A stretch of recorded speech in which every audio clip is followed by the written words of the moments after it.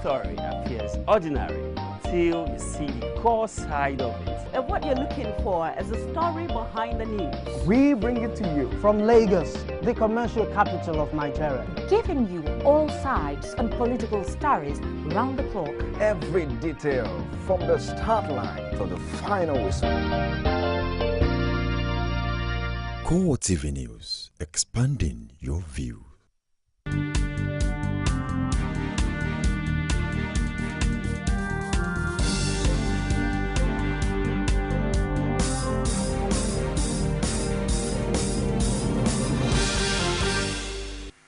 Hello there, welcome to CoreTV News at 7 with me, Sabina Izuku. President Goodluck Jonathan has blamed the inability of the southwestern Yoruba nation to produce key political office holders in the present dispensation at the federal level on the scheming of the opposition, who he says does not want the goodness of the people. Speaking at a forum organized by the Committee on Yoruba Progress at Ile-Ife in Osun State, the president charged Yoruba leaders to stand up and fight for their rights, even as bigwigs who attended the event drummed support for the second-term ambition of the president with promise of bulk vote from the Southwest come 2015. Rashid has more in this report. The meeting of the Yoruba leaders from different groups called at the instance of the Committee on Yoruba Progress in charting a common course for the Yoruba nation ahead of the 2015 general elections played host to the president and his ministers. Also in attendance are traditional rulers and socio-political leaders of Yoruba extraction. While delivering his keynote address, Southwest PDP chieftain Bode George submits that the Yoruba nation is always known for not restricting themselves to factional politics, even as one of the traditional rulers, Abolariwa Adedokun, drew his message from the national anthem. They are known to always cut across party lines without partisan bias. They must always guide and advise us without a prejudice of factional coloration. In love and honesty to grow and live in just and truth, great lofty heights attained to build a nation where peace and justice shall reign. For other Yoruba leaders like Olufa Lai, the need for the implementation of the recommendations of the National Conference is seen as a panacea to the political marginalization experienced by the Yoruba nation, as Femi Okunromu added that the Yoruba holds the vision of Greater Nigeria. The convocation of a national conference, sovereign or otherwise. I want to remind Your Excellency of the key recommendations of that report, because we saw the conference as a mechanism for inventing Nigeria. The Yoruba, across political divides, have long held a common vision of the future of Nigeria, a vision that is best understood by first understanding who the Yoruba people themselves are. In his remark, President Goodluck Jonathan thanked the Yoruba leaders for their support as he laments his hindered strive to have the Southwest equally represented at the top level of governance. Last time it was difficult for me, because I insisted that, look, the Southwest must get a speaker.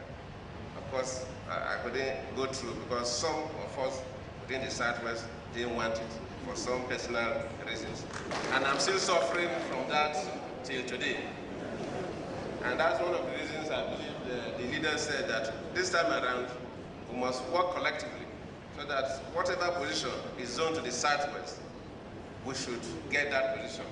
People should not rob it from us. There's no way we will leave the Southwesterners behind. Though with the Southwest largely controlled by the APC, the support received by the president from these Yoruba leaders shows that Jonathan has a reliable strength to draw from the region in terms of support as the nation moves towards 2015.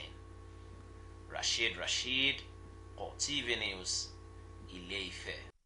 Meanwhile, the comments of former President Olusegun Obasanjo on Goodluck Jonathan's administration has continued to generate reactions from supporters of the president. The latest is coming from the governor of Ekiti State, Ayodele Fayose, who describes Obasanjo as corrupt and one who should not be in position to criticize Jonathan. Here again is Rashid with a story. Fayose, in a no-holds-barred speech, lambasts Obasanjo over his comments on the administration of President Goodluck Jonathan. Fayose advised Jonathan not to rely on the support of Obasanjo in his second-term bid. President Olusegun Obasanjo will come to you and talk small. And I said to you, Your Excellency, even if you give your blood, your being, your strength and your life to President Obasanjo, he will not support you. We know him more than you know him. He will not ever want a man with an independent mind. Fayose went further to accuse Obasanjo of corrupt practices during his regime as the country's president.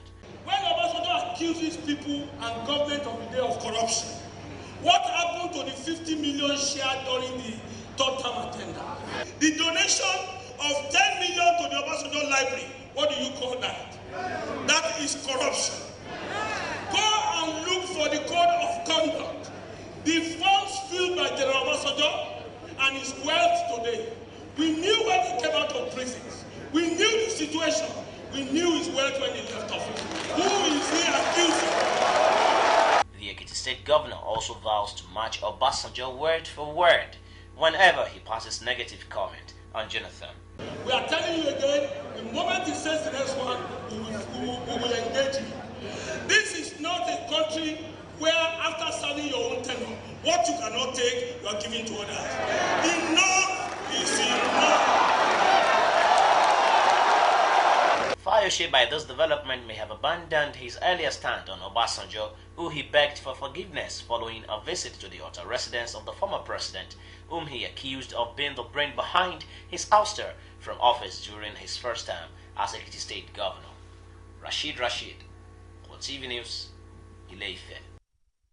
The Speaker of the House of Representatives, Aminu Tambuwal, wants the Federal High Court sitting in Abuja to jail Inspector General of Police Suleiman Abba for disobeying a court order. This, according to the Speaker's House, Lateef Fagbemi, is because the IG has been flouting a court order that directed all the parties to maintain status quo. The lawyer drew attention to the police invasion of the National Assembly in a bid to stop Tambuwal from gaining access to the legislative chambers, as well as Abba's refusal to recognize him as Speaker. In his ruling on the application, Justice Ahmed Mohammed ordered the Speaker's Council to serve the motion on the IG's lawyers for their response. He also adjourned further hearing in Malta till December 3rd. Sad that after the matter had been turned over to the court for adjudication and the president had evinced clear intention to go by the rule of law by addressing correspondences to the speaker, Alhaji Tambuwal, asking him to do certain things, the Inspector General of Police has taken the laws into his hands. We are all witnesses to what transpired on the 26th.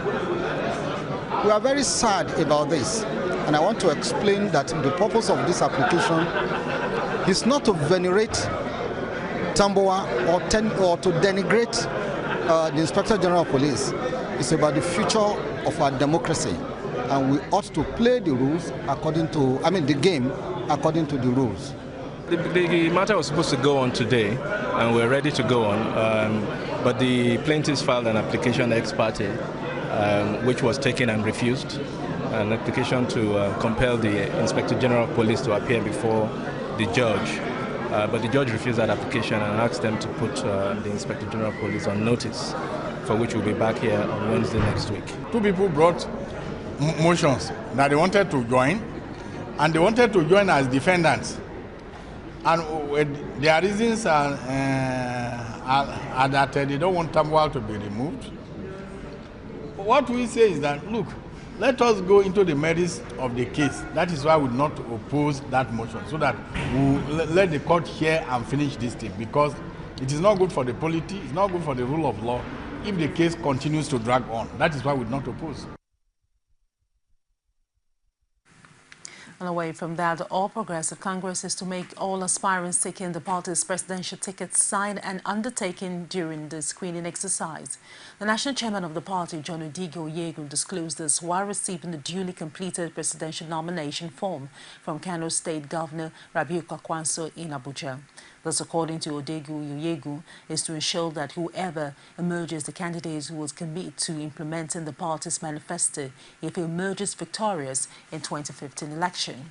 He is also convinced that Kwakwanso or any APC presidential aspirant will do a better job of stabilizing the economy.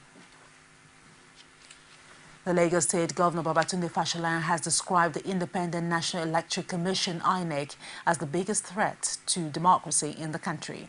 This condemnation is coming against the background of Fashola's experience as the renewed distribution of voters' cards kicked off in the state on Friday. INEC is the biggest threat to our democracy. They set dates that they haven't met. They said this exercise will take place between the 7th and the 9th. We mobilized, we spent money. I addressed the state at least not less than twice. We held stakeholders meetings, getting people ready. We put all of those resources out there only for INEC to change the game in the middle, to say that it is no longer all the local governments. They broke it into two. We tried to understand that, okay, they will do 11 and then later come to do 9. Now the 9 are not ready. The 11 have been handled in a very, very unsatisfactory way from the comments that I have received. I have gone. So if I, the governor of the state, who was elected, cannot even vote, it says a lot about what INEC has really done here. And you see, they went to post the notice there overnight and saying that we should all just go and register. So they just cancelled my polling unit in effect. The governor said he will proceed to use his temporary voter's card to exercise his franchise at the 2015 general elections and advised those without the permanent voter's card to do the same. I have my temporary voter's card, and I expect all those who have their temporary voter's card to keep them, because INEC registered us, and it cannot deregister us because we are still alive. We are not dead. And INEC must find a way to ensure that if it cannot produce our permanent voter's card, it must allow us to use the temporary voter's card to vote.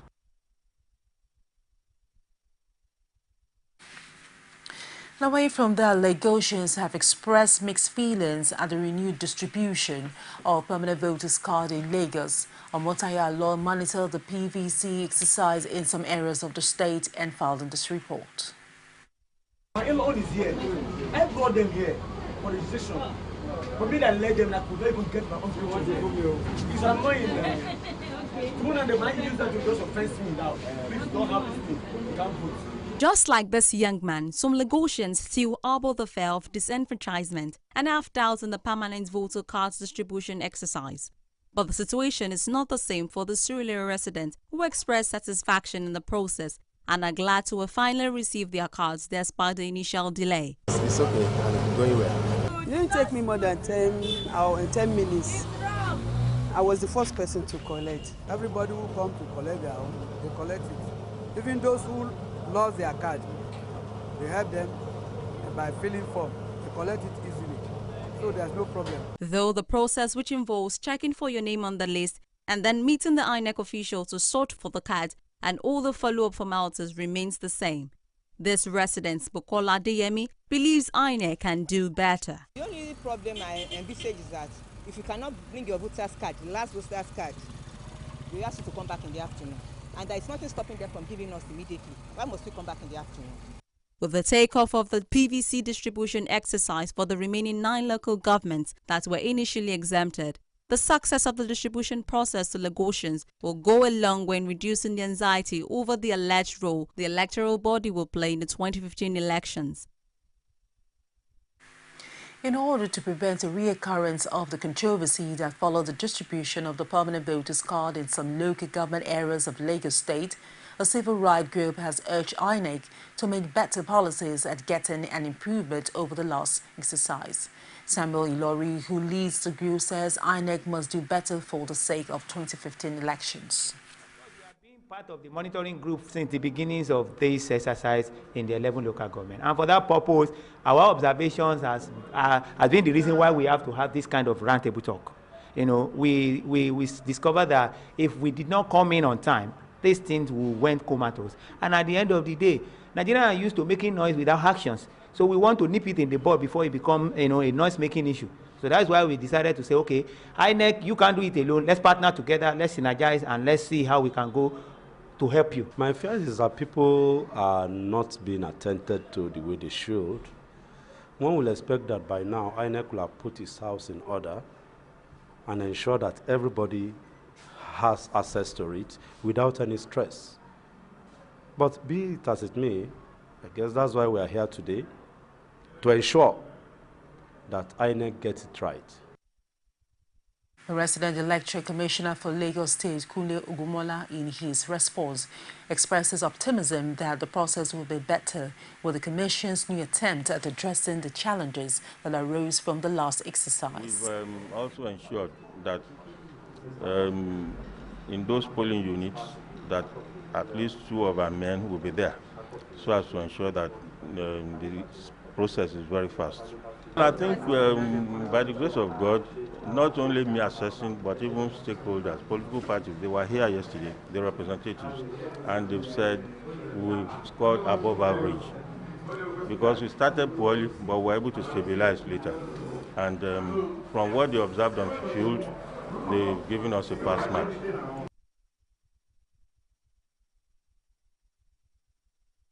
Scores of people appear dead in an explosion at the Kano Central Mosque on Friday. There's more on this after the break. Do stay with us.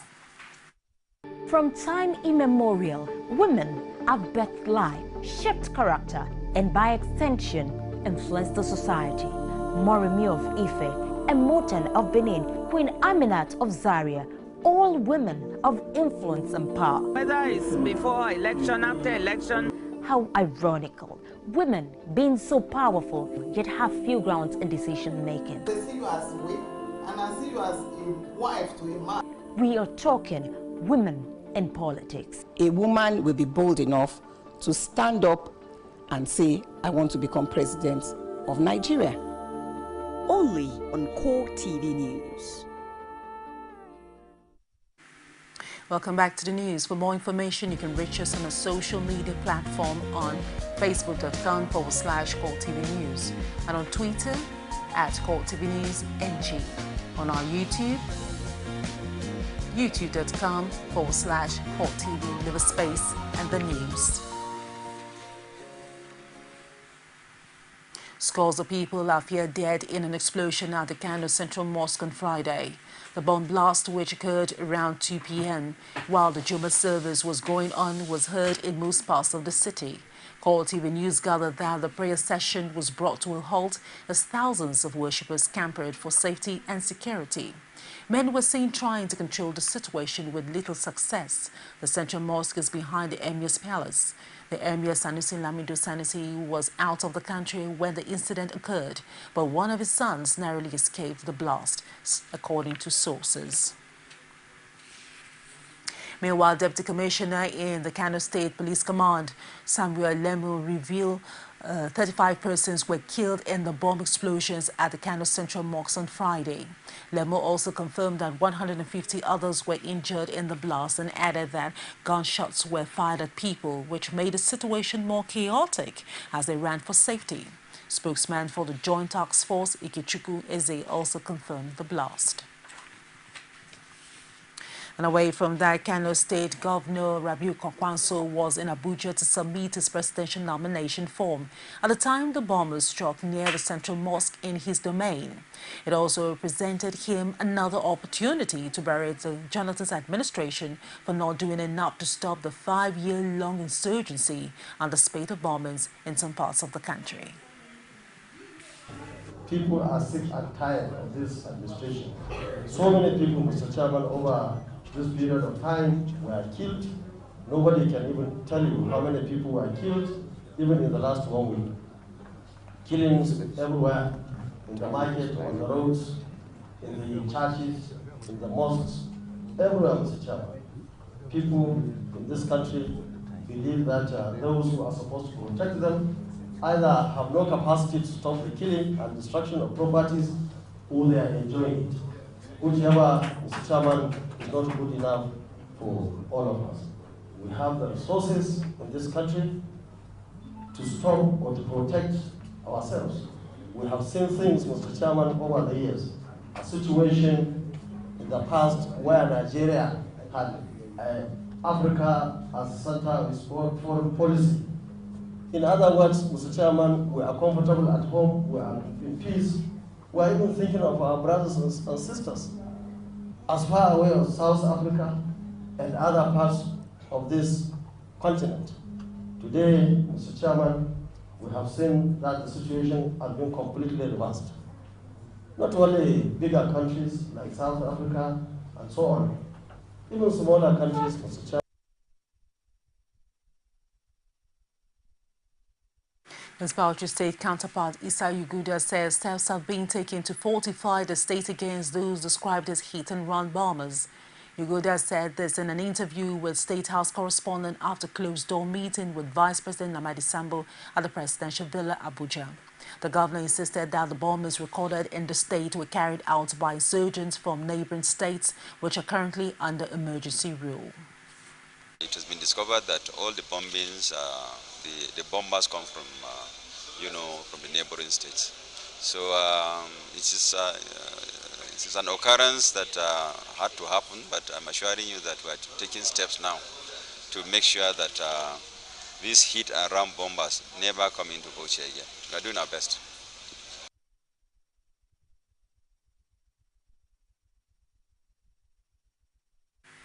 Following successes recorded by the Nigerian military at recapturing territories taken by insurgents, the Adamawa state government has intensified efforts in reaching internally displaced persons with basic relief materials. These include those living with friends and families in Yola North, Yola South, and Urei local government areas. Adamawa State Governor Bala Ingilari, while flagging off the distribution of relief materials, says there are over 160,000 persons identified.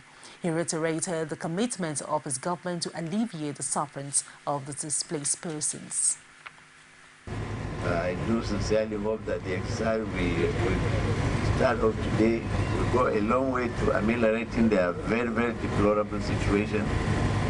And what we are doing is to give them support in terms of food and basic things of life. And I think this will go a long way. And I will also call on all other people to be our neighbors' keepers. Nobody will want to remain a displaced person. We thank God for the tremendous successes we have registered in the last few days, by virtue of the fact that a number of territories have been.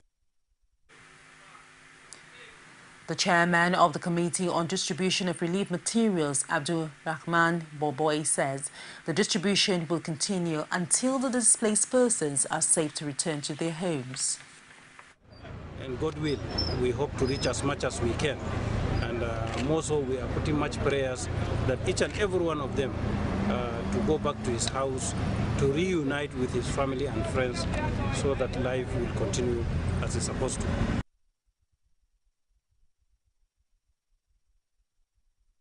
And outside Nigeria, British Prime Minister David Cameron has passionately urged other European Union leaders to support his reasonable proposals for far-reaching curbs of welfare benefits for migrants. He says lower EU migration will be a priority in future negotiations over the UK's membership, and he would rule nothing out if he did not get the changes he wanted.